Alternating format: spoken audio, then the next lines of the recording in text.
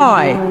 এই দুঃখ, কষ্ট, বিপদ আমাদের কোমরকে সোজা করে, আমাদের পায়ের মাটিকে শক্ত করে। চিল্লায় বলেন ঠিক কিনা? প্রতিকূল পরিবেশে কিভাবে বাঁচতে হয় এই দুঃখ কষ্ট আমাদেরকে শিখায়। এজন্য মুমিন বান্দার বৈশিষ্ট্য হচ্ছে দুঃখ কষ্ট বেদনা জ্বালা এগুলোতে সে আপসেট হয় না, সে হাল ছেড়ে দেয় না, সে ভরসা রাখে একজনের উপর। চিল্লায় বলতে হবে তিনি কে? কারণ মুমিন জানে রাত্রি যত গভীর হয় অন্ধকার তমানিসা ভেদ করে সুবহে সাদিক হয়। মুমিন জানে গর্ভবতী নারীর পেটের ব্যথা যেই দিন বাড়তে থাকে ওই দিনই নতুন মেহমান আগমনের সময় ঘনাতে থাকে।